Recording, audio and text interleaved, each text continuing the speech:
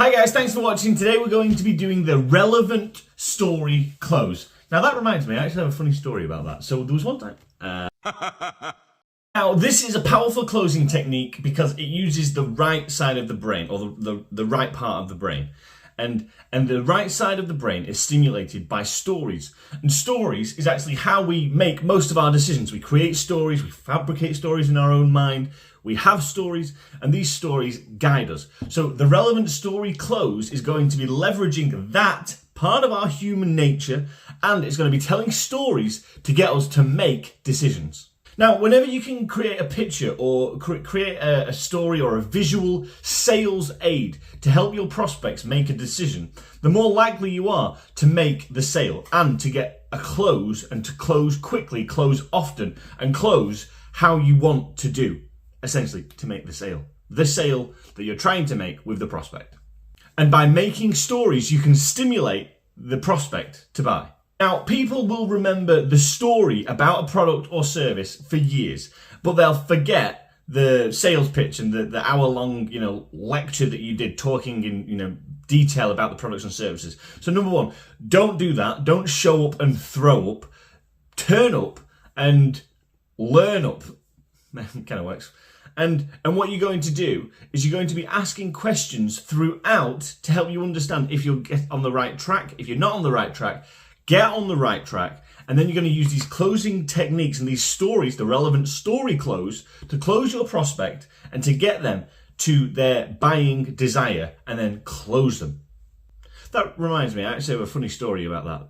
Now, you can use a relevant story close when your prospect's struggling to make a decision, or you can use it throughout the sales presentation. So for instance, I bought the Samsung Galaxy Fold 4. Now, if your prospect can't decide whether they should get the top of the line model or the bottom model, and they might say, oh, you know what, I'm leaning towards the bottom model or the lower price because it's more in my price range. And you could say something along the lines of, Prospect, Mr. Prospect, Mrs. Prospect, are you worried about the cost or the price here? And they might say, the cost or the price, what do you mean? You say, well, there's two things that you can be concerned about here. You can either be concerned about the price, which is, £2,000, £10,000, £200,000, or you can be concerned with the cost. Now, the cost will be over the lifetime of how long you own the thing for. How long do you think you're going to own this product for? They might say years, at least 10 years, 5 years, 1 year. Whatever that time period is, say it's a year. You say, okay, well, if this product is, £1,000 and you're going to own it for a year, that's about, £80 per month. So the difference between the lower option and the higher option is, say, £50 a month. Now, you're telling me that you think the price could be too much for that higher bracket. Now, that could be true if you paid all at once. However, if you pay in monthly installments, it'll only be a difference of £20. Now, my question to you is, what's more important, the £20 saving or getting exactly what you want? Now, I can tell you a story about how I bought the Galaxy Fold 4, which is hands down my favorite filming device. I'm filming this on it. It's by far my favorite editing device. I edit all my videos on it.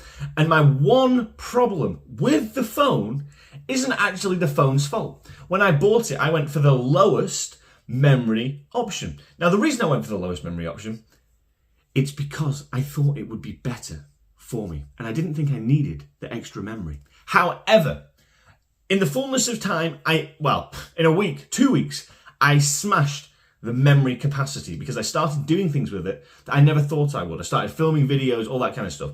Long story short, the only problem that I have with the phone is that I didn't go for that top model, and that bugs me on a daily basis. Now, the difference between the bottom model and the top model over a 3-year period of time is something like £10 a month, £5 a month, something ridiculous. Now, if you ask me, do I wish I would have paid that and got exactly what I wanted? The answer is yes, I do. So my question to you is, do you want to get exactly what you want, or would you like to make the saving? Now, that's an example of a relevant story close. You can tell a relevant story about another prospect who was hesitating about buying this product or service, and they finally decided to do it. Now, you can also use another story like that, or you can use a story, that's actually a true story, or you can use a story where you basically talk about how a prospect was in a similar situation, in a similar space, and they essentially made similar decisions that led to them making the right choice for them. Or you could lead with a story about how somebody didn't, like I say, do exactly what they wanted to do, and how it haunted them, how it hurt them in the long run. And that actually could be a better motivator, because people are more motivated to prevent loss, essentially losing out on the best deal, than they are to get the best deal. So, messages like, don't miss out on the perfect phone for you just because of a £200 initial fee. Make the price, if price is the issue, make the price seem small and the value seem massive. Build that value into the conversation and continue to essentially help the prospect see why your product solution is worth the price. And it's also important to think about price versus cost. How price is only a one-time thing, but the cost over a lifetime, it'll reduce. Or if you make the wrong purchase, it'll be a massive mistake. So anyway, thanks for watching, guys. Don't forget to like, share, and if you like this kind of video, if you want to see more closing techniques, more sales tips, and more conversations about audiobooks, hit that subscribe button, guys, and we're on our way to 10,000 subscribers. That's the goal, and the next goal will be 100,000, and we're just going to go up from there. 1 million. All right, guys, thanks for watching. See you soon. Bye. Hi guys, thanks for coming to my channel. This is where we're going to be looking at audiobooks and how we can improve what we can do and what we can learn from some of the best audiobooks in the world. And I want to let you in on a little secret. If you're not a fast reader, I'm not either. And what we're going to be doing is we're going to be conquering that with audiobooks. We can listen to the audiobooks. I'll show you how, and if you have any questions, let me know. So let's get into this. I look forward to going on this journey with you.